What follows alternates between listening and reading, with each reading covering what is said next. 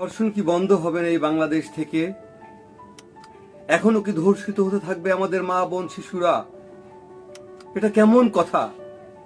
আমরা বন্ধ করতে পারছি না এই ধর্ষণকে, আমরা রুখে দিতে পারছি না এই ধর্ষণকে, আমরা বলতে পারছি না আমরা একটি ধর্ষণ মুক্ত বাংলাদেশ গড়তে পারছি, আমরা গড়েছি কেন? আপনারা থেমে গেছেন, আপনাদের আন্দোলন থেমে গেছে।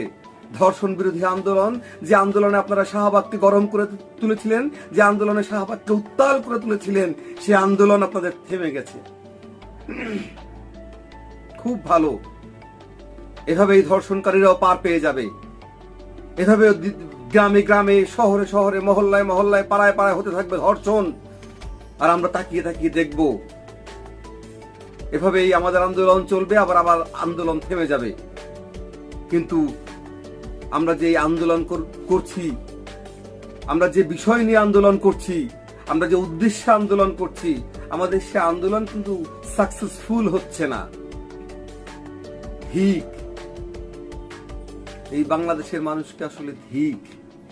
আমরা ভুলে যাই, আমরা অল্পতেই ভুলে যাই, আমরা অল্প সময়ের মধ্যে ভুলে যাই। আমরা আসিয়াকে ভুলে গেছি, সবাই ভুলে গেছি আসিয়াকে। আমাদের এখন ঈদের আনন্দ লেগেছে, ঈদের হাওয়া লেগেছে। কদিন পর অন্য একটি ঘটনা ঘটবে, আমরা সব ভুলে যাব। কত ঘটনাই তো ঘটেছে এর মধ্যে, আমরা কিন্তু ভুলে গেছি। আমরা আসিয়াকেও ভুলে যাব। এদেশে চলতে থাকবে এভাবে ধর্ষণ। লজ্জা, এই লজ্জা আমাদের, এই লজ্জা জাতির।